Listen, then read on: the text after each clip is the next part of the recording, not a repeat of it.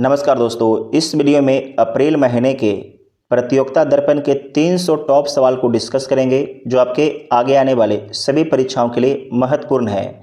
इस वीडियो में किन किन टॉपिक को कवर किया जाएगा तो राष्ट्रीय घटनाक्रम, अंतर्राष्ट्रीय आर्थिक एवं वाणिज्यिक परिदृश्य, राज्य समाचार, नवीनतम समान ज्ञान, खेल कूद, विज्ञान एवं प्रौद्योगिकी, पर्यावरण एवं परिस्थितिकी। उसके बाद इसमें बजट भी है। बिहार का बजट है, उत्तर प्रदेश, मध्य प्रदेश, राजस्थान और छत्तीसगढ़ के बजट को बहुत ही डिटेल से कवर किया गया है। देखिए, इस वीडियो को बनाने में, इसका पीडीएफ बनाने में बहुत ज़्यादा मेहनत लगता है, तो आप लोग से मेरा रिक्वेस्ट रहेगा कि जितने भी लोग देखते हैं वीडियो को लाइक कीजिए और जो पहली बार चैनल पर आते हैं सब्सक्राइब कीजिए, ज़रूर कीजिए। आप मेहनत का सपोर्ट कीजिए, ठीक है? तभी एक जो सीरीज है कंटिन्यू आपके लिए बना रहेगा। इसका पीडीएफ के लिए आप टेलीग्राम ग्रुप ज्वाइन कर लीजिएगा, जिसका लिंक डिस्क्रिप्शन बॉक्स में दिया गया है। तो आइए देखते हैं पहला क्वेश्चन। हाल ही में सरकार ने किस गीत की 150वीं वर्षगांठ के अवसर पर उसे राष्ट्रीय कार्यक्रमों में अनिवार्य किया है? तो किस गीत को राष्ट्रीय कार्यक्रमों में अनिवार्य किया गया है? तो वंदे मातरम को, और यह भारत का राष्ट्रगीत है। राष्ट्रगीत के सभी 6 छंदों के गायन की कुल निर्धारित अवधि कितनी है? तो 3 मिनट 10 सेकेंड है। नेक्स्ट है कि तटरक्षक बल के लिए 8 डोर्नियर 228 विमानों की खरीद हेतु रक्षा मंत्रालय ने किस संस्था के साथ अनुबंध किया है? तो यह अनुबंध किया गया है हिंदुस्तान एरोनॉटिक्स लिमिटेड के साथ में किया गया है। वायुसेना के लिए खरीदे जाने वाले 114 मल्टी रोल फाइटर एयरक्राफ्ट किस श्रेणी के विमान हैं? तो राफेल श्रेणी के विमान हैं। 114 राफेल विमानों के सौदे के तहत कितने विमान उड़ान के लिए तैयार स्थिति में फ्रांस की डासो एविएशन से आएंगे? तो 18 विमान फ्रांस की डासो एविएशन से बन के आएंगे 114 राफेल विमानों में से। भारत और फ्रांस के बीच समझौते के तहत कितने राफेल विमानों का निर्माण भारत में किया जाएगा? तो भारत में 96 राफेल विमान का निर्माण किया जाएगा 114 में से। भारतीय नौसेना के लिए किस लंबी दूरी के समुद्री टोही विमान के अधिग्रहण को मंजूरी दी गई है जो अमेरिका से खरीदे जाने हैं? तो P-81 को खरीदा जाना है। मणिपुर में राष्ट्रपति शासन हटाकर 4 फरवरी 2026 को किसके नेतृत्व में नई सरकार का गठन किया गया है? तो गठन किया गया है युमनाम खेमचंद्र सिंह के नेतृत्व में। युमनाम खेमचंद्र सिंह के नेतृत्व में मणिपुर की नई सरकार में कुकी समुदाय से किसे उप मुख्यमंत्री बनाया गया है? तो उप मुख्यमंत्री बनाया गया है नेमचा किपगेन को। नेमचा किपगेन को। हाल ही में किस सेवा से सेवानिवृत्त होने वाले कर्मियों को पूर्व सैनिक का दर्जा प्रदान किया गया है? तो सैन्य नर्सिंग सेवा से सेवानिवृत्त रिटायर होने वाले कर्मियों को पूर्व सैनिक का दर्जा दिया गया है। दिल्ली सरकार ने 2 दशकों से चल रही दिल्ली लाडली योजना को बंद कर उसके स्थान पर किस नई योजना को शुरू करने का निर्णय लिया है? तो दिल्ली लखपति बिटिया योजना, दिल्ली लखपति बिटिया योजना शुरू करने का निर्णय लिया है। BCCI द्वारा सत्र 2025-26 के लिए पुरुष वर्ग के वार्षिक अनुबंध में कौन सा ग्रेड समाप्त कर दिया गया है? तो कौन सा ग्रेड को समाप्त किया है? तो A+ को समाप्त कर दिया है। सत्र 2025-26 के लिए BCCI के ग्रेड A में किन 3 पुरुष खिलाड़ियों को शामिल किया गया है? तो शामिल किया गया है शुभमन गिल, जसप्रीत बुमराह और रविंद्र जडेजा को शामिल किया गया है। टेस्ट और T20 क्रिकेट से संन्यास लेने के कारण विराट कोहली और रोहित शर्मा को किस ग्रेड में अनुबंधित किया गया है? तो ग्रेड B में अनुबंधित किया गया है। आपको ध्यान रखना है कि ग्रेड A में 3 खिलाड़ी हैं, ग्रेड B में 11 खिलाड़ी हैं, ग्रेड C में 16 खिलाड़ी हैं। कुल आपके 30 खिलाड़ियों को आपके BCCI के द्वारा अनुबंधित किया गया है, वार्षिक अनुबंध किया गया है 30 खिलाड़ियों के साथ में। नेक्स्ट है कि सत्र 2025-26 के लिए बीसीसीआई ने कितनी महिला क्रिकेटरों को वार्षिक अनुबंध में शामिल किया है? तो 21 महिला क्रिकेटर्स को वार्षिक अनुबंध में शामिल किया है। इसमें ए में 4 प्लेयर हैं, बी में 4 एंड सी में 13 प्लेयर को शामिल किया गया है, 13 महिला खिलाड़ियों को शामिल किया गया है। आप लोग कमेंट करके बताइएगा कि ए ग्रुप में किसे किसे शामिल किया गया है? 4 खिलाड़ियों को, ठीक है। केंद्रीय मंत्रिमंडल ने किस राज्य का नाम बदलकर केरलम करने के प्रस्ताव को मंजूरी प्रदान की है? तो केरल के नाम को बदलकर केरलम करने के प्रस्ताव को मंजूरी प्रदान की है। केरल का नाम केरलम करने का मुख्य आधार क्या बताया गया है? तो मलयालम भाषा में इसे केरलम ही कहा जाता है। केरल को मलयालम भाषा में केरलम ही बोला जाता है, इसीलिए। केंद्र सरकार द्वारा 23 फरवरी 2026 को जारी देश की पहली आतंकवाद रोधी नीति का क्या नाम दिया गया है? तो इसका नाम प्रहार दिया गया है, मोस्ट VVI है। भारत की राष्ट्रीय आतंकवाद रोधी नीति प्रहार मुख्य रूप से कितने स्तंभों पर आधारित है? तो कुल 7 स्तंभों पर आधारित है। प्रहार नीति का मुख्य उद्देश्य क्या है?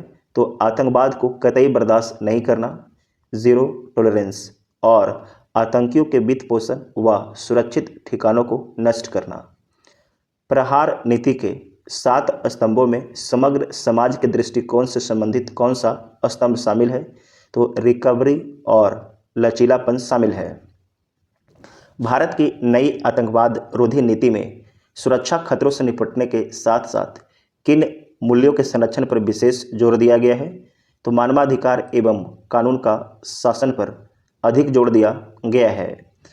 प्रहार नीति के अनुसार भारत आतंकवाद को किससे नहीं जोड़ता है? तो भारत आतंकवाद को किसी विशिष्ट धर्म, जाति, राष्ट्रीयता या सभ्यता से नहीं जोड़ता है। प्रधानमंत्री के नए कार्यालय का उद्घाटन 13 फरवरी 2026 को किया गया है। इसे क्या नाम दिया गया है? तो इसे नाम दिया गया है सेवा तीर्थ नाम दिया गया है। प्रधानमंत्री कार्यालय सेवा तीर्थ का ध्येय वाक्य मोटो क्या रखा गया है? तो नागरिक देवो भवा, ये आपके मोटो रखा गया है, ध्येय वाक्य है। प्रधानमंत्री ने सेवा तीर्थ से कार्य शुरू करते हुए लखपति दीदी योजना के तहत 2029 तक कितनी महिलाओं को लाभान्वित करने का नया लक्ष्य रखा है? तो 6 करोड़ महिलाओं को लाभान्वित करने का नया लक्ष्य रखा है। दुर्घटना में घायलों के लिए 1.5 लाख रुपया तक कैशलेस इलाज उपलब्ध कराने हेतु किस नई योजना को मंजूरी दी गई है? तो प्रधानमंत्री राहत योजना की मंजूरी दी गई है। राष्ट्रपति भवन में ब्रिटिश वास्तुकार एडविन लुटियंस की मूर्ति के स्थान पर अब किसकी प्रतिमा स्थापित की गई है? तो चक्रवर्ती राजगोपालाचारी जी की प्रतिमा स्थापित किया गया है।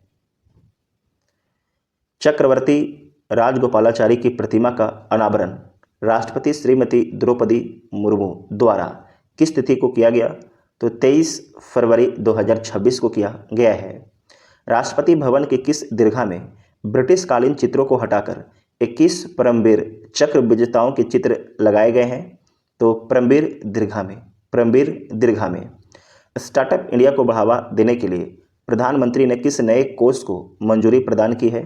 तो startup India fund of funds की मंजूरी प्रदान की है। Startup India funds of fund 20 को मंजूरी दी है। नेक्स्ट है कि फरवरी 2026 में तीसरे इंटरनेशनल फ्लीट रिव्यू का आयोजन कहाँ किया गया है? तो विशाखापट्टनम के तट पर किया गया है। भारतीय नौसेना द्वारा आयोजित इस तीसरे इंटरनेशनल फ्लीट रिव्यू में कुल कितने देशों की नौसेनाओं ने भाग लिया? तो कुल 74 देशों की नौसेनाओं ने भाग लिया है। इंटरनेशनल फ्लीट रिव्यू 2026 की थीम विषय क्या रखी गई थी? तो महासागरों के माध्यम से एकजुटता, महासागरों के माध्यम से एकजुटता। इंटरनेशनल फ्लीट रिव्यू के दौरान राष्ट्रपति श्रीमती द्रौपदी मुर्मू किस जहाज पर सवार होकर जहाज़ों के बेड़े का निरीक्षण करने निकली? तो INS सुमेधा पर सवार होकर बहुत ही इंपॉर्टेंट सवाल है कि इंटरनेशनल फ्लीट रिव्यू के दौरान राष्ट्रपति श्रीमती द्रौपदी मुर्मू किस जहाज पर सवार होकर जहाज़ों के बेड़े का निरीक्षण करने निकलती हैं? तो INS सुमेधा पर सवार होकर। भारतीय नौसेना द्वारा आयोजित पहला इंटरनेशनल फ्लीट रिव्यू वर्ष 2001 में कहाँ आयोजित किया गया था? तो मुंबई में आयोजित किया गया था। विशाखापट्टनम में फ्लीट रिव्यू के साथ ही भारतीय नौसेना के किस द्विवार्षिक बहुराष्ट्रीय अभ्यास का 13वां संस्करण आयोजित किया गया? तो आपके अभ्यास मिलन 2026 का भी आयोजन किया गया था, जो द्विवार्षिक 2 साल में होने वाला बहुराष्ट्रीय अभ्यास था। ये आपके 13वां संस्करण था। ठीक है, उसके बाद है कि इंटरनेशनल फ्लीट रिव्यू 2026 के साथ हिंद महासागर नौसेना संगोष्ठी की प्रमुखों की 9वीं बैठक कहाँ पर होता है? तो 9वीं बैठक आपके विशाखापट्टनम में होता है, जो आंध्र प्रदेश में स्थित है। फरवरी 2026 में संपन्न सम्मेलन के बाद हिंद महासागर नौसेना संगोष्ठी की अध्यक्षता अब किस देश को सौंपी गई है? तो अब भारत को सौंपा गया है।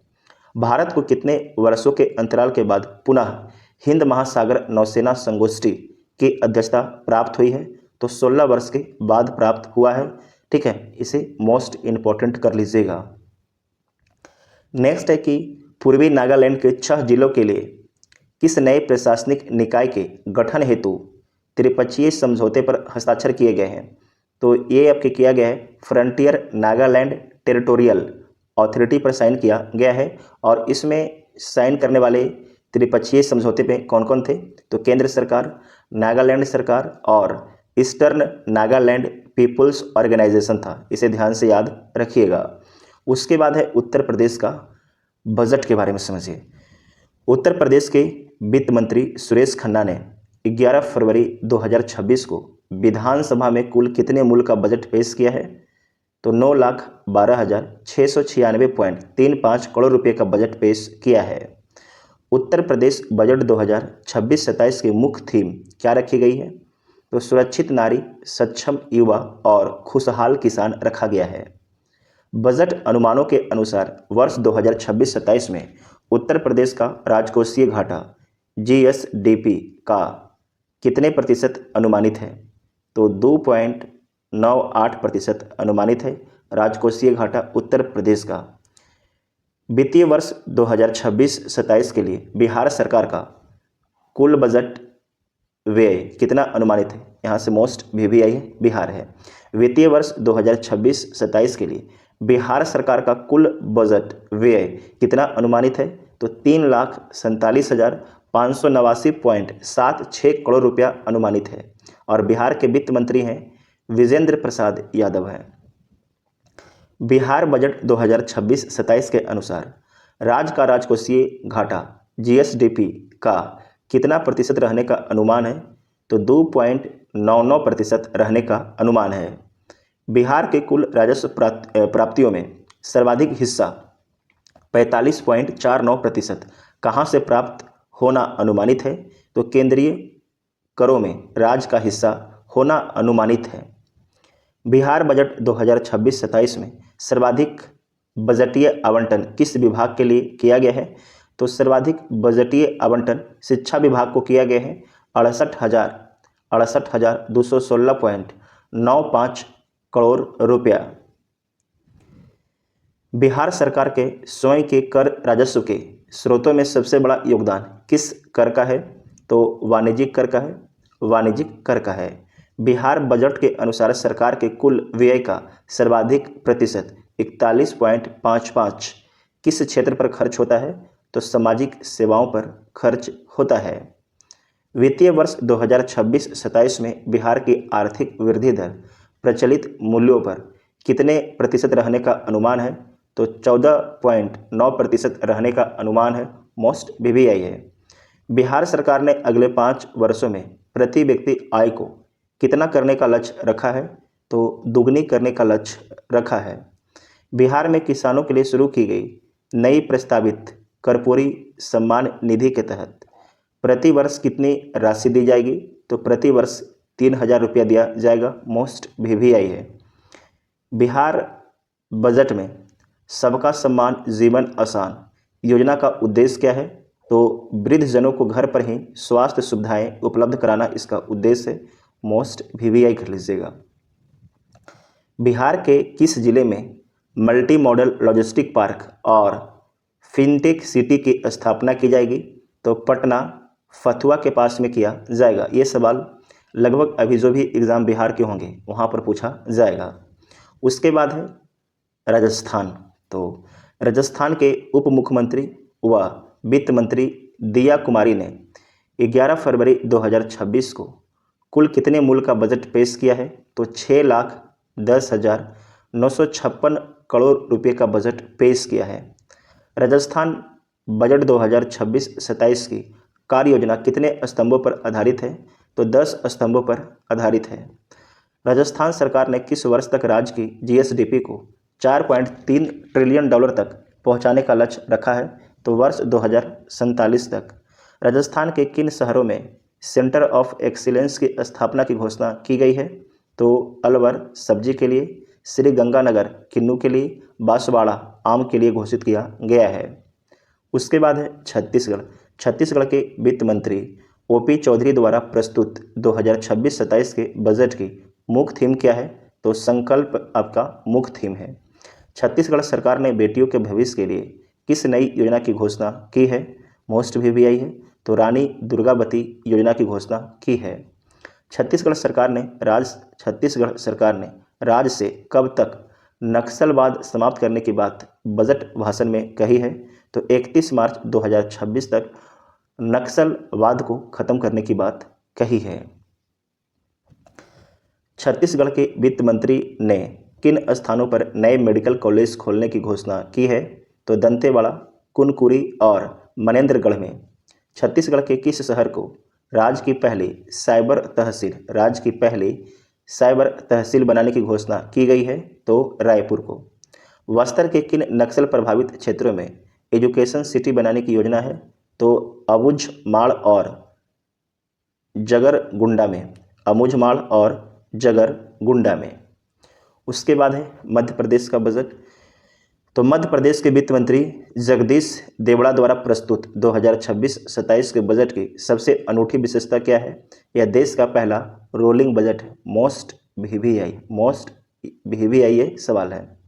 मध्य प्रदेश का रोलिंग बजट कितने वर्षों के लिए तैयार किया गया है?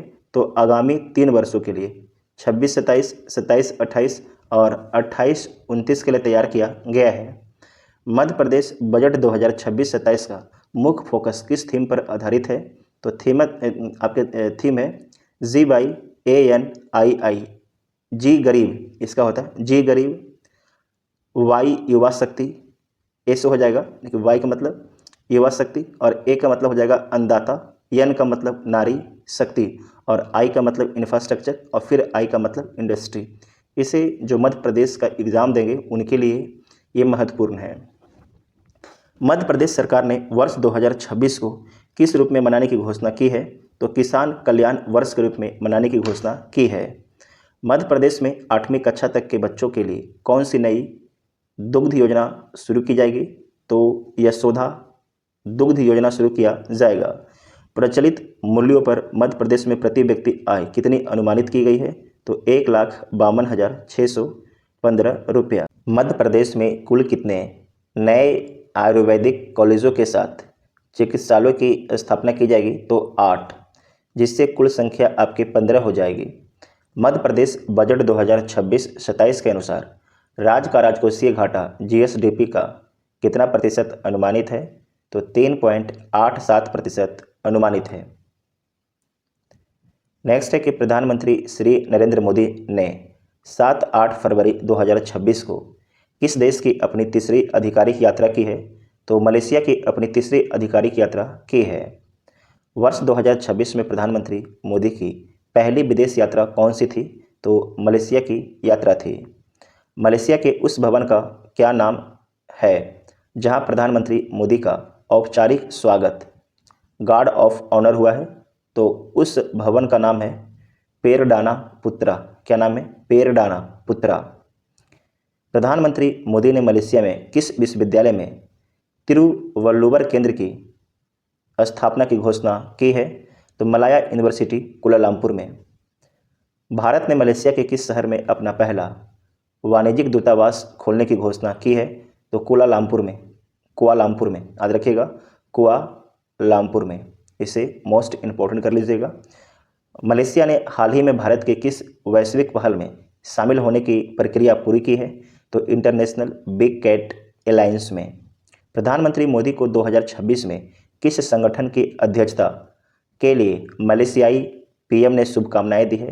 तो ब्रिक्स के लिए। ठीक है, तो जो ब्रिक्स है इसकी अध्यक्षता 2026 में भारत करेगा। अगस्त 2024 में छात्र आंदोलन के कारण शेख हसीना सरकार के तख्ता पलट के बाद बांग्लादेश में नए संसदीय चुनाव कब संपन्न हुए हैं? तो 12 फरवरी 2026 को संपन्न हुए हैं।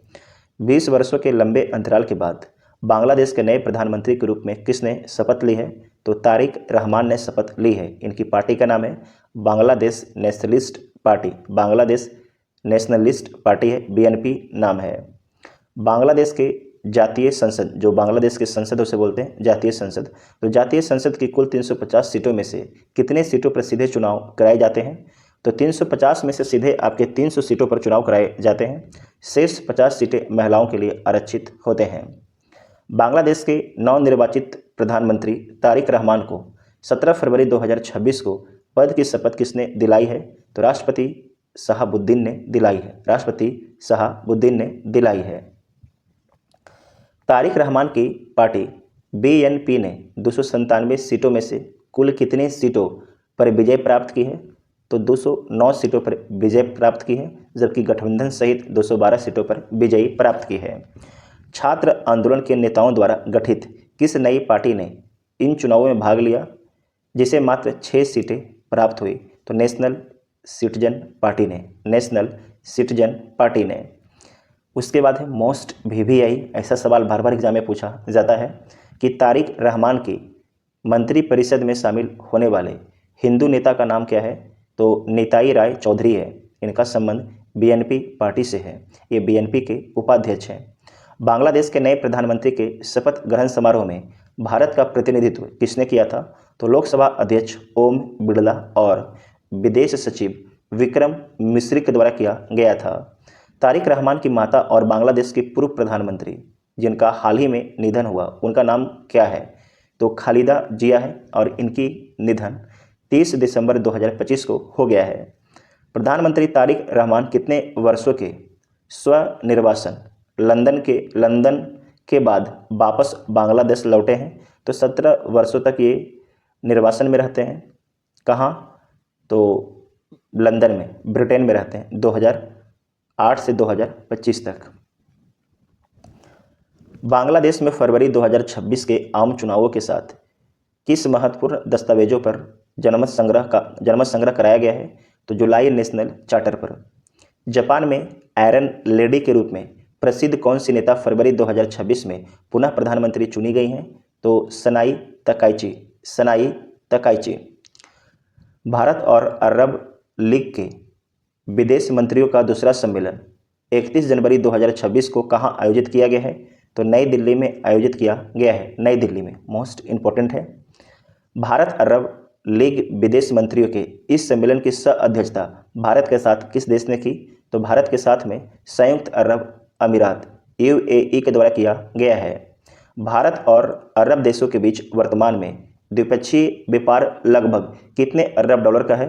तो 240 अरब डॉलर से अधिक का व्यापार है। चर्चा में है तो पूछा जा सकता है, ऐसे तो चांस कमी है लेकिन चर्चा में है। भारत अरब लीग फोकस के तीसरे मंत्री स्तरीय सम्मेलन का आयोजन 2028 में कहाँ करने का निर्णय लिया गया है? तो किसी भी अरब देश में होगा। अभी देश का नाम क्लियर नहीं किया गया है, अनाउंस नहीं किया गया है। वर्ष 2026 के लिए भारत ने संयुक्त राष्ट्र बजट में कितनी राशि का योगदान दिया है? तो 3.52 करोड़ डॉलर का योगदान दिया है। कहाँ दिया है?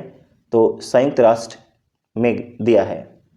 संयुक्त राष्ट्र के बजट में समय पर और पूरा भुगतान करने वाले देशों को किस सूची में शामिल किया जाता है? इसे मोस्ट इम्पोर्टेंट कर लीजिएगा। तो अर्नस रोल सूची में शामिल किया जाता है। नेक्स्ट है कि अमेरिका और रूस के बीच परमाणु हथियारों को सीमित रखने वाली कौन सी संधि 5 फरवरी 2026 को समाप्त हो गई है? तो न्यू स्टार्ट संधि समाप्त हो गई है। न्यू स्टार्ट संधि पर वर्ष 2010 में किन दो राष्ट्रपतियों ने हस्ताक्षर किए थे? तो बराक ओबामा अमेरिका और दिमित्री मेदवेदेव रूस के द्वारा साइन किया गया था। जो न्यू स्टार्ट जो संधि है 2010 में अस्तित्व में आया था, जो अब समाप्त हो गया है। भ्रष्टाचार बोध सूचकांक 2026 में भारत का 182 देशों में कौन सा स्थान रहा है? तो 91वां स्थान रहा है। और जो भारत को स्कोर मिला है 39 स्कोर मिला है। भ्रष्टाचार बोध सूचकांक की रिपोर्ट किस संस्था द्वारा जारी की जाती है? तो जर्मन संस्था ट्रांसपेरेंसी इंटरनेशनल के द्वारा जारी किया जाता है। ट्रांसपेरेंसी इंटरनेशनल की वर्ष 2026 की रिपोर्ट में प्रथम स्थान न्यूनतम भ्रष्टाचार पर कौन सा देश रहा है? तो डेनमार्क, जहां सबसे कम भ्रष्टाचार है, इसका स्कोर है 90। डेनमार्क लगातार कितने वर्षों से विश्व में सबसे कम भ्रष्टाचार वाला देश बना हुआ है? तो 8 वर्षों से। भ्रष्टाचार बोध सूचकांक 2026 में दूसरे और तीसरे स्थान पर क्रमशः कौन से देश हैं? तो दूसरे पर है फिनलैंड और तीसरे पर है सिंगापुर। मोस्ट भी है ये। वर्ष 2026 की रैंकिंग में सर्वाधिक भ्रष्ट सबसे नीचे देश कौन से रहे हैं? तो सबसे अधिक जो भ्रष्ट देश है उसमें है सोमालिया और दक्षिण सूडान। संयुक्त रूप से 181वें नंबर पर है सोमालिया और दक्षिण सूडान। भारत के पड़ोसी देशों में भ्रष्टाचार के मामले में सबसे बेहतर स्थिति किसकी है? तो भूटान की है। और भूटान को कौन सा स्थान मिला है? तो 18वां स्थान मिला है। उसके बाद है कि पाकिस्तान और जो बांग्लादेश है, पाकिस्तान को भ्रष्टाचार बोध सूचकांक में 136वां स्थान मिला है, जबकि बांग्लादेश को 185वां स्थान दिया गया है। नेटवर्क रेडिनेंस इंडेक्स 2025 में भारत की रैंकिंग क्या रही है? तो 45वीं रैंक रही है। और इससे पहले जो आपके नेटवर्क रेडिनेंस इंडेक्स की रैंकिंग आया था उसमें भारत 49 था। मतलब भारत ने 4 स्थान का सुधार किया है। NRI 2025, NRI का मतलब होता है नेटवर्क रेडिनेंस इंडेक्स की रैंकिंग किन 4 स्तंभों पर आधारित है? तो आधारित है टेक्नोलॉजी, प्रौद्योगिकी, जन शासन और प्रभाव पर आधारित है।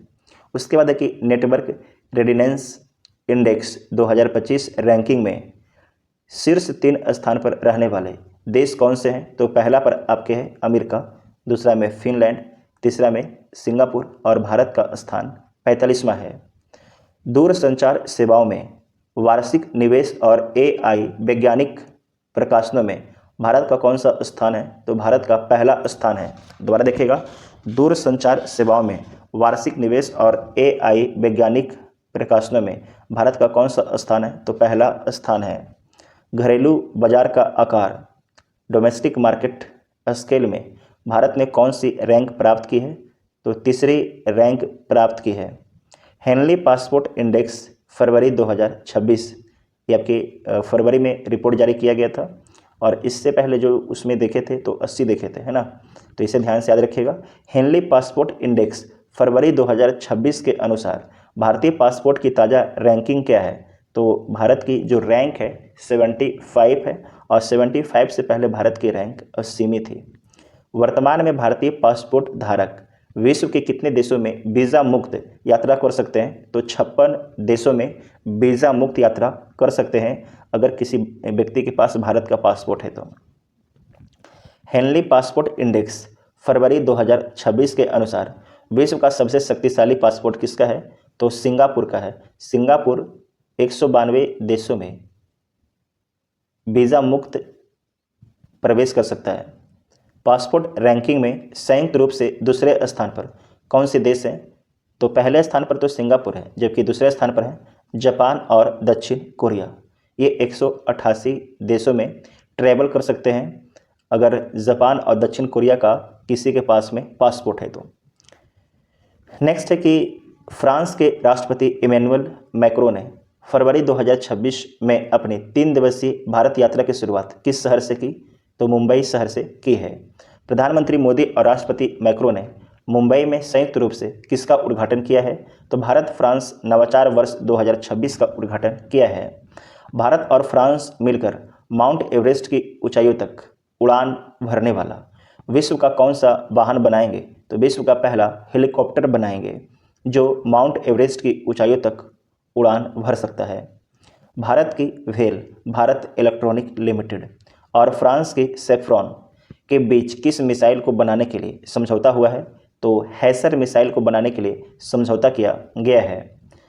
राष्ट्रपति मैक्रो ने दिल्ली के एम्स में किस केंद्र का उद्घाटन किया है? तो किया है Indo French centre of AI in health का उद्घाटन किया है। ग्लोबल साउथ में आयोजित होने वाला पहला एआई इम्पैक्ट समिट कहाँ संपन्न हुआ है? तो भारत मंडपम नई दिल्ली में संपन्न हुआ है। एआई इम्पैक्ट समिट 2026 किन 3 मार्गदर्शक सिद्धांतों पर आधारित था?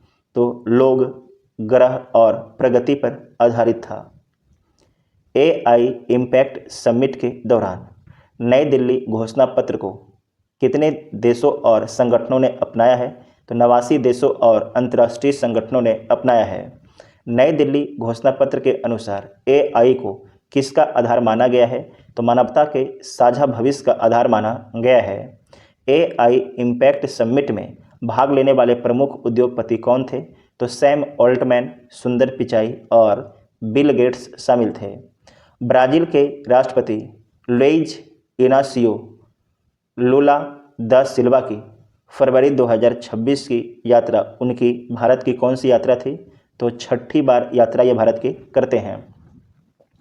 लैटिन अमेरिका में भारत का सबसे बड़ा व्यापारिक साझेदार देश कौन सा है? तो ब्राज़ील है। भारत और ब्राज़ील के बीच नौसैनिक क्षेत्र में किस श्रेणी की पनडुब्बियों के सहयोग हेतु समझौता हुआ है? तो स्कॉर्पियन श्रेणी के पनडुब्बियों के लिए समझौता किया गया है। ब्राज़ील की नौसेना ने पनडुब्बियों के सहयोग के लिए भारत की किस कंपनी के साथ में समझौता किया है? तो मझगांव डॉक्स लिमिटेड के साथ में समझौता किया है। जुलाई नेशनल चार्टर क्या है जिस पर बांग्लादेश में जनमत संग्रह कराया गया था? तो ये राजनीतिक सुधारों का एक रोडमैप था। इसमें कुल 84 सुधार प्रस्तावित थे। नेक्स्ट है कि VVI है एआई सेफ्टी समिट नवंबर 2023 का आयोजन कहाँ हुआ था? तो ब्लेचली पार्क ब्रिटेन में हुआ था। ये यूपीएससी के द्वारा पूछा गया था। I2U2 और IMEC India middle east Europe economic corridor का संबंध किन देशों के बीच रणनीतिक सहयोग से है? तो भारत, इजराइल, UAE, अमेरिका और यूरोप से। जापान की एरन लेडी सनाई तकाइची किस राजनीतिक दल से संबंधित हैं? तो इनका संबंध है लिबरल डेमोक्रेटिक पार्टी से। भारत ने संयुक्त राष्ट्र बजट 2026 में अपनी कितनी हिस्सेदारी जमा की है? तो जमा की थी $3.52 करोड़ और जो बनता है 1.016%। प्रधानमंत्री श्री नरेंद्र मोदी ने अपनी दूसरी आधिकारिक इजराइल यात्रा कब की? तो 25 से 26 फरवरी 2026 तक। इजराइल की यात्रा करने वाले भारत के पहले प्रधानमंत्री कौन हैं? तो श्री नरेंद्र मोदी। पहली यात्रा जुलाई 2017 में हुआ था। इजराइल की संसद का क्या नाम है जिसे प्रधानमंत्री मोदी ने फरवरी 2026 में संबोधित किया है? तो नाम है नेसेट। ये पूछ सकता है एग्जाम में, नेसेट। आगे है कि इजरायली संसद नेसेट को संबोधित करने वाले पहले भारतीय प्रधानमंत्री कौन बने हैं? तो श्री नरेंद्र मोदी बने हैं। कि इजरायली संसद नेसेट को संबोधित करने वाले पहले भारतीय प्रधानमंत्री कौन बने हैं? तो श्री नरेंद्र मोदी बने हैं। इजरायली संसद ने प्रधानमंत्री मोदी को अपने किस सर्वोच्च सम्मान से सम्मानित किया है? तो इजराइल संसद ने स्पीकर ऑफ द नेसेट से सम्मानित किया है प्रधानमंत्री मोदी को, जो सर्वोच्च सम्मान है। ठीक है। भारत की किस डिजिटल भुगतान प्रणाली का इस्तेमाल अब इजराइल में भी किया जा सकेगा? यूपीआई का फुल फॉर्म होता है यूनिफाइड पेमेंट्स इंटरफेस। ऐसा सवाल यूपीएससी के द्वारा पूछा गया था 2025 के एग्ज़ाम में। ठीक है। और अगर आप एसएससी देते हैं, रेलवे देते हैं, तो आपसे ही पूछा जाएगा और पूछा गया है।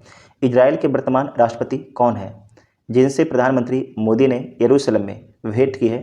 तो उसका नाम है, जो इजराइल के प्रधानमंत्री हैं, इसाक हरजोग। क्या नाम है? इसाक हरजोग।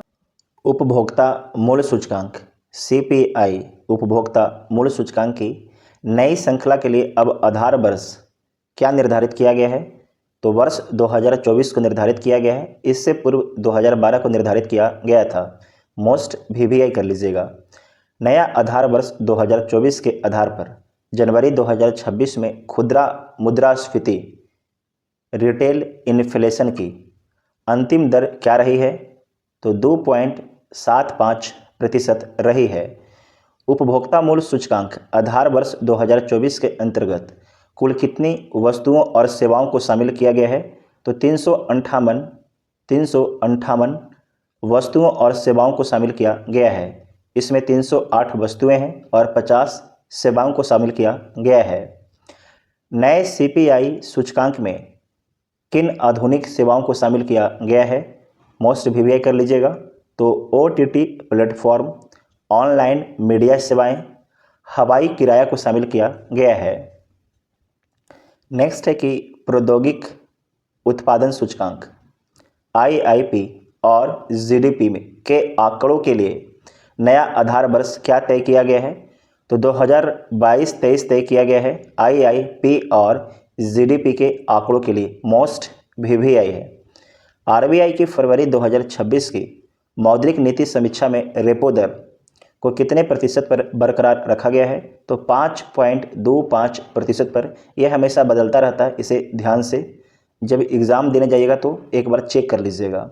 वर्तमान में बैंक दर, बैंक रेट और सीमांत अस्थायी सुविधा दर कितनी है? तो 5.50% है। वर्तमान में नगद आरक्षण अनुपात CRR, कैश रिजर्व रेशियो और सांविधिक तरलता अनुपात की दरें क्या है? SLR क्या है? तो देखिए, जो CRR है इसे 3% रखा गया है और SLR 18% बहुत दिन से, तो आपको फोकस करना है CRR। ठीक है, ये हो गया है 3%।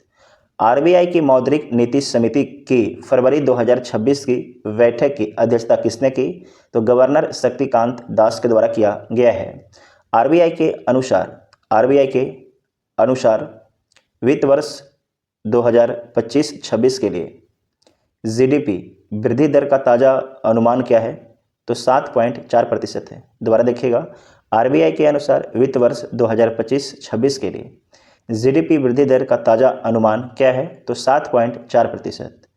थोक मूल्य सूचकांक आधारित मुद्रास्फीति के लिए वर्तमान में आधार वर्ष क्या है? तो 2011-12 है। इसे मोस्ट VVI कर लीजिएगा।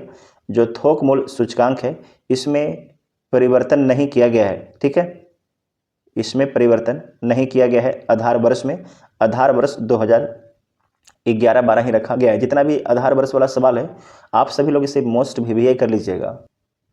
मौद्रिक नीति समिति MPC की वर्ष 2026-27 की पहली बैठक कब निर्धारित की गई? तो 6-8 अप्रैल 2026 को। 16वें वित्त आयोग के अध्यक्ष कौन हैं जिन्होंने अपनी रिपोर्ट राष्ट्रपति को सौंपी है? तो अरविंद पनगढ़िया। 16वें वित्त आयोग की सिफारिश किस अवधि 5 वर्ष के लिए लागू होगी? तो 2026-27 से 2030-31 तक लागू होगी। 16वें वित्त आयोग ने केंद्रीय करों के विभाजन पूल में राज्यों का हिस्सा कितने प्रतिशत रखने की सिफारिश की है? तो 41%। 15वें वित्त आयोग के समान 16वें वित्त आयोग के फार्मूले से किस राज्य को विभाज्य पूल के हिस्से में सर्वाधिक लाभ हुआ है? कितना लाभ हुआ है? तो 0.48% की लाभ हुआ है। तो कर्नाटक को सर्वाधिक लाभ हुआ है, जिससे पहले जो केंद्र के करों में राज्य का हिस्सा था 3.65% से बढ़कर कर्नाटक का हिस्सा हो गया है 4.13%। जबकि जो उत्तर प्रदेश है सर्वाधिक हिस्सेदारी रखता है केंद्रीय करों में। कितना रखता है? तो 17.62% रखता है। याद रखिएगा, मोस्ट इम्पॉर्टेंट है, पूछ सकता है कि विभाज्य पूल में सर्वाधिक हिस्सेदारी 17.62% वाला राज्य कौन सा है? तो उत्तर प्रदेश है। जबकि बिहार का केंद्रीय करों में राज्य का जो प्रतिशत था, जो हिस्सा था, उसे कम कर दिया गया है। पहले 10.06% था, लेकिन इस बार 9.95% ही बिहार को पैसा मिलेगा, केंद्रीय करों में राज्य का हिस्सा मिलेगा। ठीक है। उसके बाद है कि कर विभाजन के नए फार्मूले से उत्तर प्रदेश के हिस्से में कितने प्रतिशत बिंदु की गिरावट आई है? तो 0.32% की, 17.94% से घटकर अब 17.62% हो गया है उत्तर प्रदेश का हिस्सा। कर्नाटक के बाद सर्वाधिक लाभ प्राप्त करने वाले अगले 3 राज्य कौन कौन से हैं? तो केरल, गुजरात और हरियाणा है।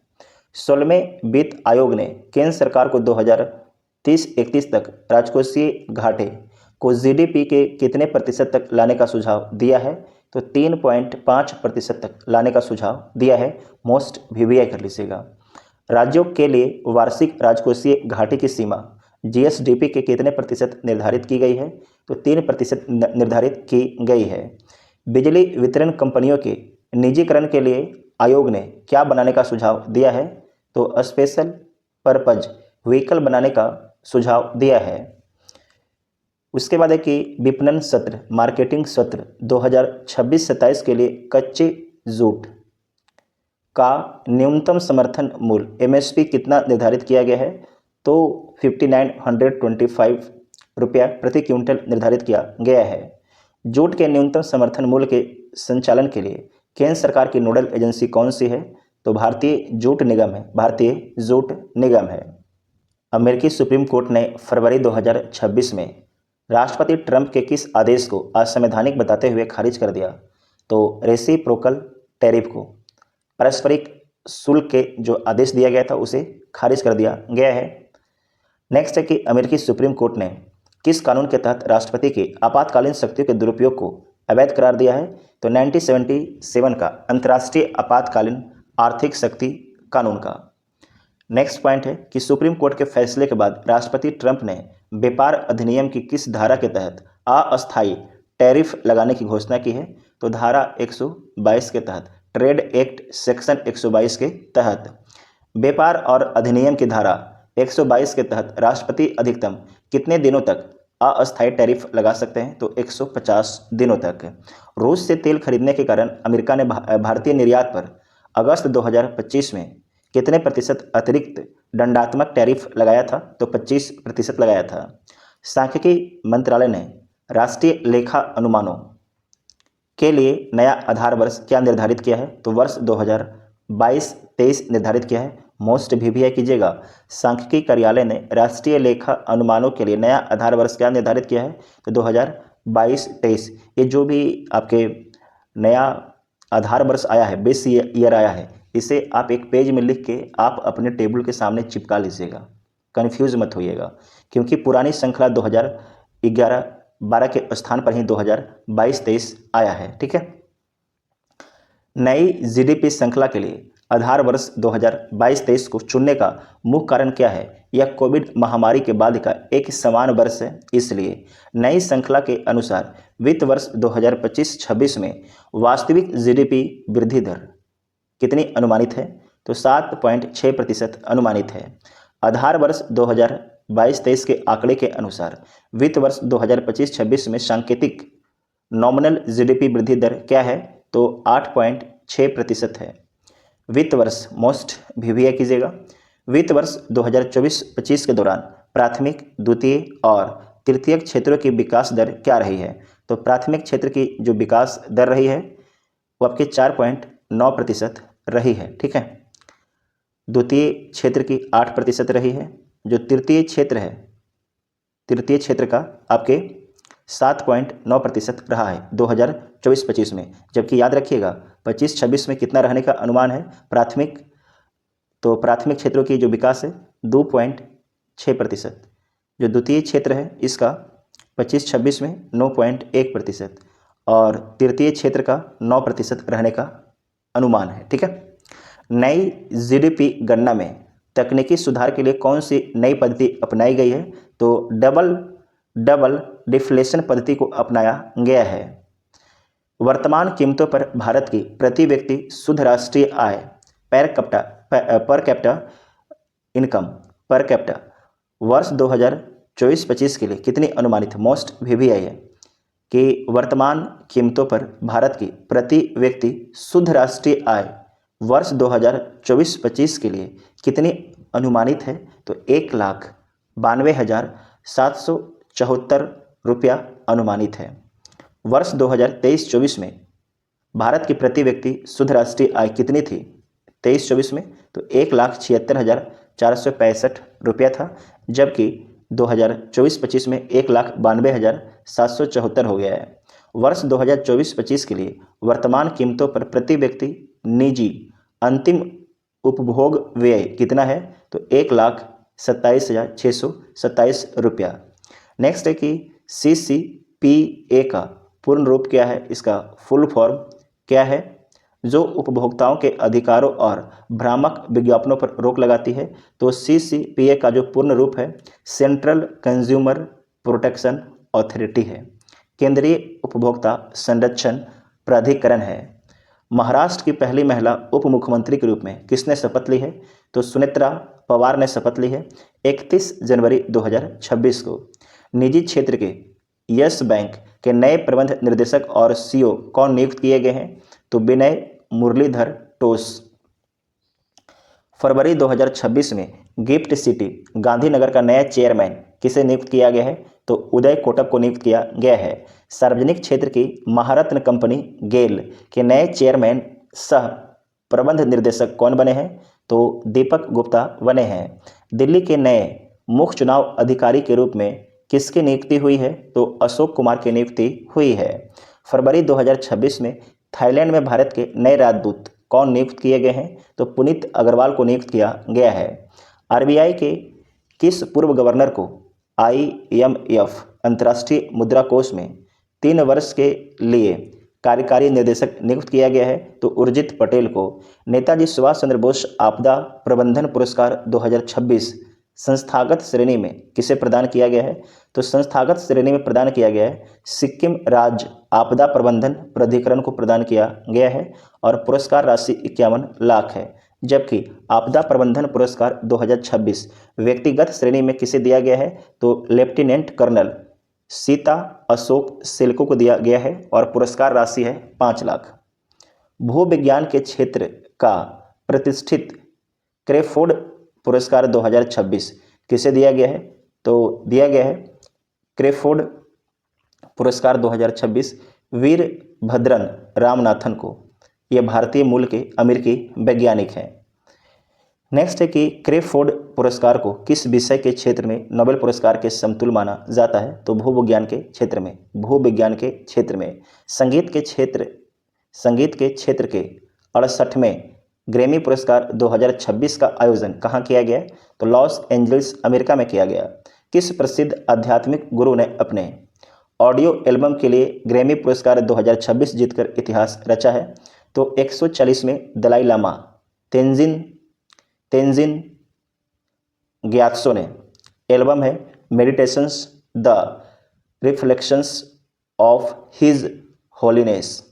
नेक्स्ट है कि वर्ष 2026 के ग्रैमी पुरस्कारों में सर्वाधिक 5 ग्रैमी किसने जीता है? तो केंड्रिक लेमर के द्वारा जीता गया है। ये अमेरिकन रैपर हैं।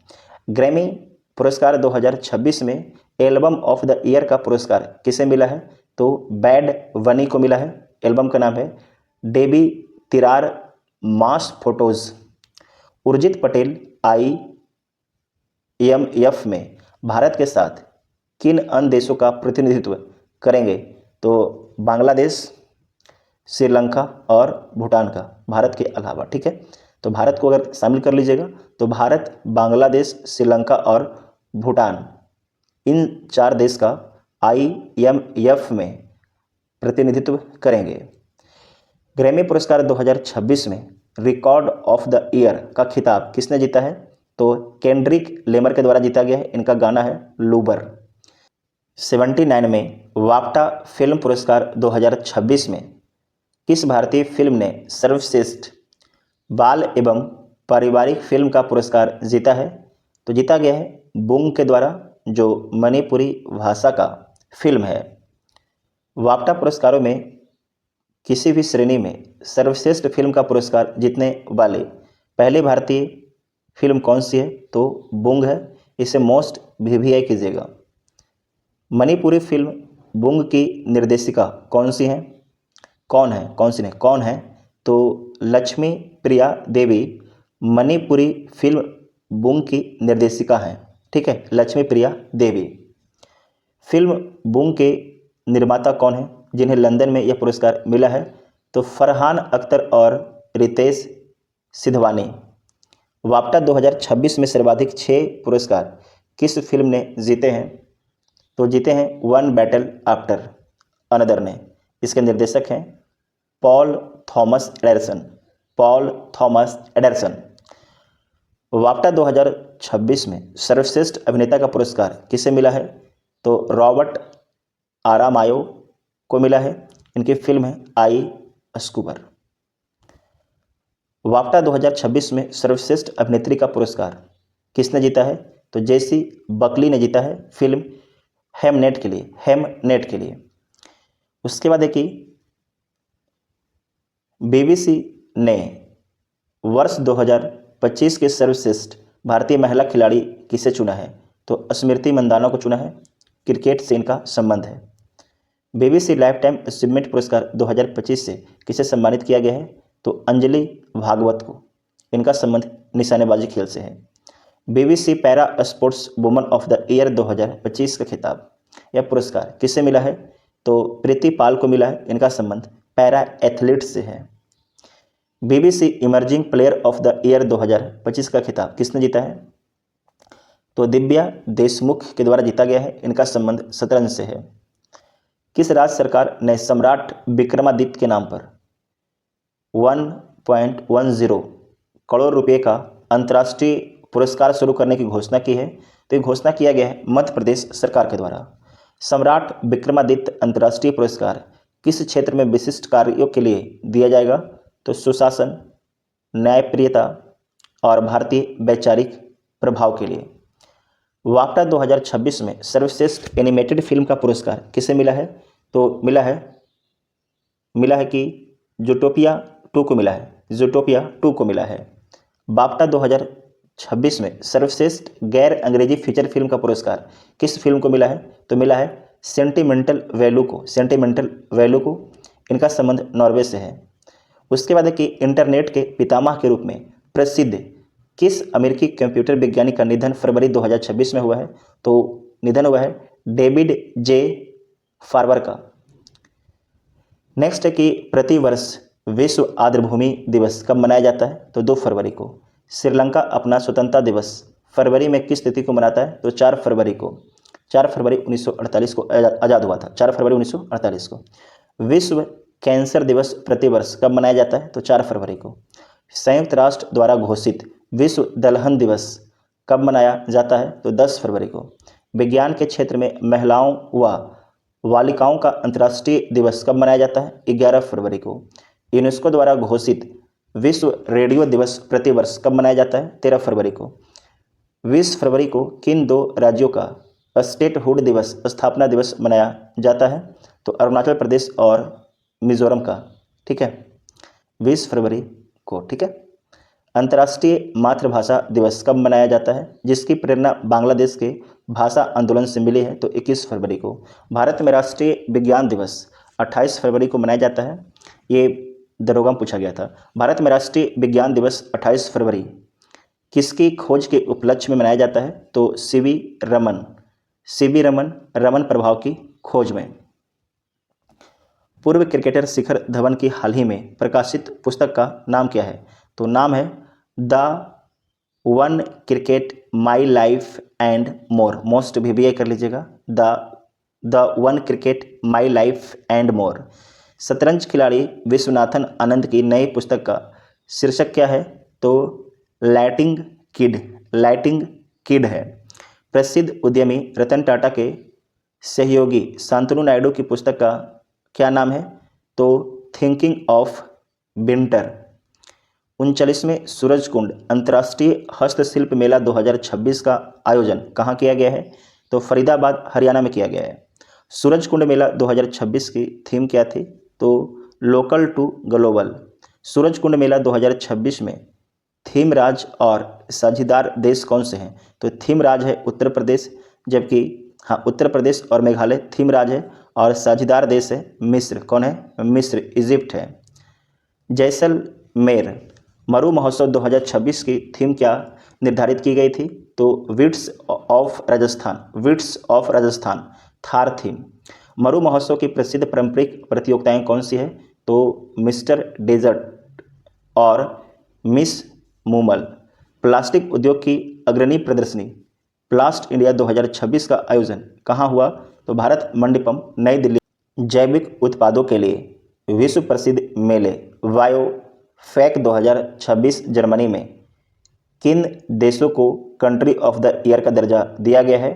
तो भारत को कंट्री ऑफ द ईयर का दर्जा दिया गया है।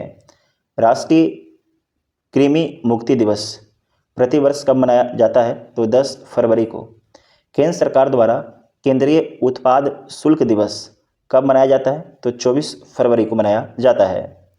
ऑस्ट्रेलियन ओपन 2026 का पुरुष एकल खिताब जीतकर सबसे कम उम्र में कैरियर ग्रैंड स्लैम पूरा करने वाले खिलाड़ी कौन बने हैं? तो कार्लोस अल्कराज बने हैं। इनका संबंध स्पेन से है और ये हराए थे नोवाक जोकोविच सर्बिया को पराजित किए थे। अब तक सर्वाधिक 24 ग्रैंड स्लैम एकल खिताब जीतने का रिकॉर्ड किसके नाम है? तो नोवाक जोकोविच के नाम है, जिनका संबंध सर्बिया से है। 11वीं नई दिल्ली मैराथन 2026 में पुरुष वर्ग के विजेता कौन रहे हैं? तो कार्तिक जयराज करकिरा रहे हैं, इनका संबंध मुंबई से है। नई दिल्ली मैराथन 2026 में महिला वर्ग का खिताब किसने जीता? तो बाकोर निर्मायन के द्वारा जीता गया है, इनका संबंध गुजरात से है। बाकोर निर्मायन का संबंध गुजरात से है। उसके बाद है कि 12वीं एशियाई इंडोर एथलेटिक्स चैंपियनशिप 2026 का आयोजन कहाँ किया गया? तो तियानजिन, चीन में किया गया। उसके बाद है एशियाई इंडोर एथलेटिक्स 2026 की पदक तालिका में शीर्ष स्थान किस देश ने प्राप्त किया है? तो चीन, कुल 34 पदक जीता गया है। एशियाई इंडोर एथलेटिक्स 2026 में भारत ने कुल कितने पदक जीते और कौन सा स्थान प्राप्त हुआ? तो आपका भारत के द्वारा कुल 5 पदक जीता गया है, 1 स्वर्ण, 2 रजत और आपके 2 कांस्य, और भारत को स्थान 7वां मिला है। भारत के लिए एशियाई इंडोर एथलेटिक्स में एकमात्र स्वर्ण पदक किसने जीता है? तो तेजस्विन शंकर के द्वारा जीता गया है, हेप्टाथेलॉन में जीता गया है। बैडमिंटन एशिया टीम चैंपियनशिप 2026 में पुरुष और महिला वर्ग के खिताब क्रमशः किन देशों ने जीते हैं? तो जो आपके पुरुष वर्ग है उसका खिताब जापान के द्वारा जीता गया है, जो महिला वर्ग है उसका खिताब दक्षिण कोरिया के द्वारा जीता गया है। थाईलैंड मास्टर्स बैडमिंटन 2026 में अपना पहला सुपर 300 खिताब जीतने वाली भारतीय खिलाड़ी कौन है? तो देविका सिहाग, हरियाणा से इनका संबंध है। किसे हराया था? मलेशिया के गोह जिन को हराया था। थाईलैंड मास्टर्स 2026 के पुरुष एकल विजेता कौन रहे हैं? तो जाकी उबइदिल्ला रहे हैं, इनका संबंध इंडोनेशिया से है। कतर ओपन टेनिस 2026 का महिला एकल खिताब किसने जीता है? तो जीता गया है कैरोलिना मुचोवा के द्वारा जीता गया है, इनका संबंध चेक गणराज्य से है। पुरुषों के अंडर 19 विश्व कप क्रिकेट 2026 का 16वां संस्करण किन देशों की संयुक्त मेजबानी में खेला गया? जिम्बाब्वे और नामीबिया की संयुक्त मेजबानी में खेला गया है। भारत ने किस देश को हराकर छठी बार आईसीसी अंडर 19 विश्व कप का खिताब अपने नाम किया है? तो इंग्लैंड को हराकर 100 रन से हराकर छठी बार आईसीसी अंडर 19 विश्व कप का खिताब भारत के द्वारा जीता गया है। अंडर 19 विश्व कप 2026 के फाइनल मैच में प्लेयर ऑफ द मैच और प्लेयर ऑफ द सीरीज किसे घोषित किया गया है? तो वैभव सूर्यवंशी को, इनका संबंध भारत से है। अंडर 19 विश्व कप 2026 में भारतीय टीम के कप्तान कौन थे? तो आयुष महात्रे। बीसीसीआई ने अंडर 19 विश्व कप जीतने वाले भारतीय टीम के लिए कितनी नगद पुरस्कार राशि की घोषणा की है? तो 7.5 करोड़ रुपये। ठीक है, 7.5 करोड़ रुपये की नगद पुरस्कार की घोषणा की है। अंडर 19 विश्व कप 2026 में सर्वोच्च टीम पारी 411 रन 9 विकेट किस देश किस देश के विरुद्ध बनाया था? तो भारत के द्वारा बनाया गया था 411 रन 9 विकेट पर। इंग्लैंड के खिलाफ बनाया गया था भारत के द्वारा। महिलाओं के चौथे प्रीमियर लीग का खिताब किस टीम ने जीता है? तो रॉयल चैलेंजर्स बेंगलुरु के द्वारा जीता गया है। रॉयल चैलेंजर्स बेंगलुरु की महिला टीम ने अब तक कुल कितनी बार WPL प्रीमियर की वोमेन प्रीमियर लीग का खिताब जीता है? तो 2 बार जीता गया है RCB के द्वारा वोमेन प्रीमियर लीग का खिताब। 2024 और 2026 में जीता गया है।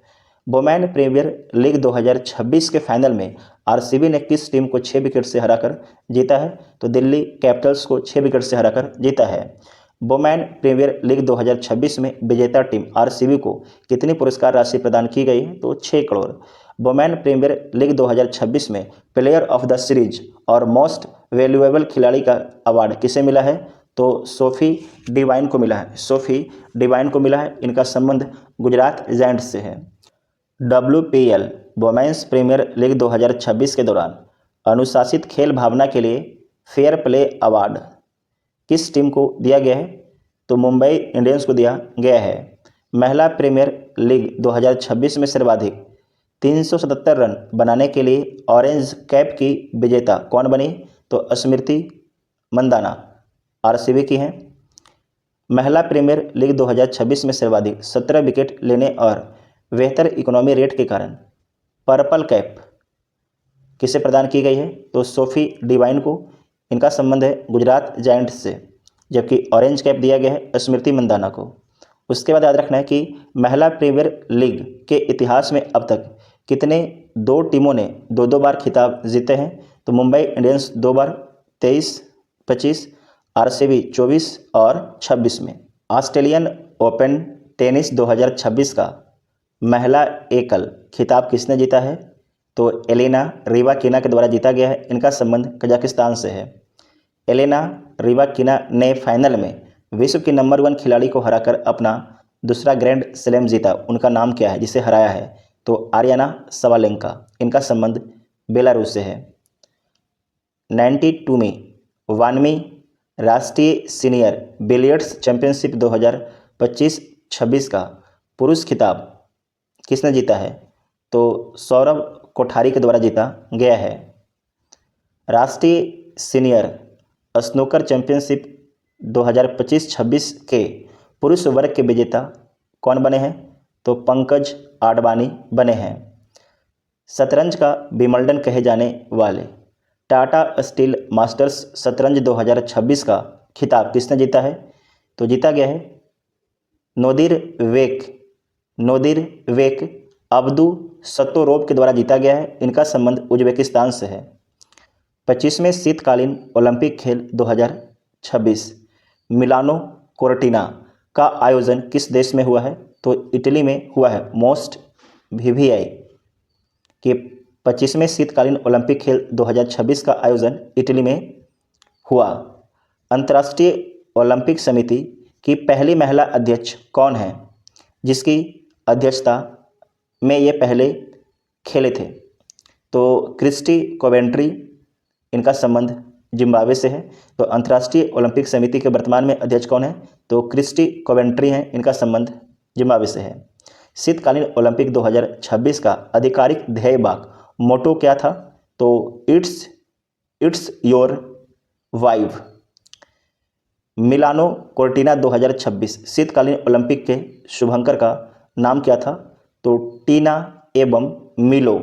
2 नेबले हैं। ये 2 नेबले हैं। शीतकालीन ओलंपिक 2026 की पदक तालिका में 18 स्वर्ण सहित कुल 41 पदक जीतकर कौन सा देश शीर्ष पर रहा? तो नॉर्वे शीर्ष पर रहता है। शीतकालीन ओलंपिक 2026 में भारत की ओर से उद्घाटन समारोह में ध्वजवाहक कौन थे? तो आरिफ खान थे। आरिफ खान। एल्पाइन स्कीइंग से इनका संबंध है। मोस्ट VVI है। आगामी 26वें शीतकालीन ओलंपिक खेल वर्ष 2030 में कहाँ आयोजित किए जाएंगे? तो फ्रांस में आयोजित होगा। कहाँ पर होगा? फ्रांस में आयोजित होगा। बेंगलुरु स्थित JNCASR के शोधकर्ताओं ने किस पदार्थ में तरंग दृश्य ऊष्मा संचरण की खोज की है? तो थैलियम सिल्वर आयोडाइड में। 7 फरवरी 2026 को लॉन्च किया गया विश्व का पहला डॉक्टर संचालित AI हेल्थ केयर इकोसिस्टम कौन सा है? तो I life connect. Supreme court के हालिया फैसले के अनुसार किस विकार के इलाज के लिए स्टेम सेल थेरेपी को व्यावसायिक उपयोग की अनुमति नहीं दी गई है? तो ऑप्टिमिज्म स्पेक्ट्रम डिसऑर्डर के इलाज में स्टेम सेल थेरेपी को व्यावसायिक उपयोग की अनुमति नहीं दिया गया है सुप्रीम कोर्ट के द्वारा। नेक्स्ट है कि जायडस लाइफ साइंसेज द्वारा भारत में रेटिनल रोगों आँखों की बीमारी के उपचार के लिए लॉन्च की गई पहली स्वदेशी बायोसिमिलर दवा का नाम क्या है? तो एनीरा है। क्या है? एनीरा मोस्ट VVI। केंद्रीय स्वास्थ्य मंत्री जगत प्रताप नड्डा ने स्वास्थ्य सेवा में AI को अपनाने के लिए कौन सा नेशनल गाइडेंस फ्रेमवर्क लॉन्च किया है? तो लॉन्च किया है SAHI strategy for AI in health care for India को स्वास्थ्य AI मॉडल्स की सटीकता और गुणवत्ता की जांच के लिए IIT कानपुर और नेशनल हेल्थ अथॉरिटी द्वारा विकसित ओपन डेटा प्लेटफॉर्म का नाम क्या है? तो BODH है। Bench marking open data platform for health AI है। IIT मद्रास के किस स्पेस टेक स्टार्टअप ने इसरो की वाणिज्यिक शाखा NSIL new space India limited के साथ सैटेलाइट डेटा की मार्केटिंग के लिए समझौता किया गया है? तो गैलेक्स आई द्वारा विकसित वह विशेष तकनीक कौन सी है जो बादलों या अंधेरे में भी हाई प्रिसीजन इमेजिंग कर सकता है? तो इसे बोलेंगे SBNC FUSD और OPTO SAR तकनीक। ठीक है, इसे आप लोग पढ़ लीजिएगा। नेक्स्ट है कि INSPACE ने सैटेलाइट बस इज ए सर्विस पहल के लिए किन 3 भारतीय स्टार्टअप का चयन किया है? तो क्या है? एस्ट्रोम टेक्नोलॉजीज पहला है, दूसरा है अजिस्ता इंडस्ट्रीज और तीसरा है ध्रुव स्पेस। ये तीनों ध्यान में रखिएगा। सैटेलाइट का वह बुनियादी ढांचा या प्लेटफॉर्म क्या कहलाता है जो पेलोड को अंतरिक्ष में ले जाने और उसे ऊर्जा देने का काम करता है? तो सैटेलाइट वस कहलाता है। हाल ही में चर्चा में रहा निपाह किस प्रकार का वायरस है? तो निपाह जूनोटिक वायरस है, जानवरों से इंसानों में फैलने वाला आपके जो वायरस है उसे बोलते हैं जूनोटिक। नेक्स्ट है कि सेल्फास एल्युमिनियम फॉस्फाइड जिसका उपयोग जो सेल्फास है उसका उपयोग कृषि में कीटनाशक के रूप में होता है, नमी के संपर्क में आने पर कौन सी जहरीली गैस छोड़ता है? तो फॉस्फीन गैस छोड़ता है। DRDO द्वारा सफलतापूर्वक परीक्षित SFDR तकनीक का फुल फॉर्म क्या है? तो सॉलिड फ्यूल डिटेक्टेड रामजेट। ठीक है। दुर्लभ आनुवांशिक बीमारियों के लिए भारत का पहला सरकारी समर्थित नेशनल बायो बैंक किस विभाग के सहयोग से स्थापित किया गया है? तो जैव प्रौद्योगिकी विभाग के सहयोग से स्थापित किया गया है। शिक्षा मंत्री धर्मेंद्र प्रधान द्वारा IIT मद्रास में लॉन्च किए गए उस संगठन का नाम क्या है जो भारत एडू AI स्टैक विकसित करेगा? तो बोधन AI मोस्ट VVI है। भारतीय रेलवे ने हाथियों को ट्रेन दुर्घटना से बचाने के लिए 1158 किलोमीटर ट्रैक पर कौन सी प्रणाली लगाने की घोषणा की है? तो घुसपैठ पहचान प्रणाली। IT नियम 2021 में नए संशोधन के अनुसार सोशल मीडिया प्लेटफॉर्म को डीप फेक कंटेंट हटाना अब कितने समय के भीतर अनिवार्य किया गया है? तो 3 घंटे के भीतर हटाना अनिवार्य कर दिया गया है। भारतीय रेलवे द्वारा यात्रियों की सुरक्षा और निगरानी के लिए विशाखापट्टनम स्टेशन पर पेश किए गए ह्यूमनॉइड रोबोट का नाम क्या है? तो उसका नाम है ASC अर्जुन, उसका नाम है, मोस्ट VVI है। भारत का पहला AI सक्षम राज्य विश्वविद्यालय पायलट प्रोजेक्ट के रूप में किस विश्वविद्यालय को चुना गया है? तो चौधरी चरण सिंह विश्वविद्यालय को चुना गया है जो मेरठ में स्थित है।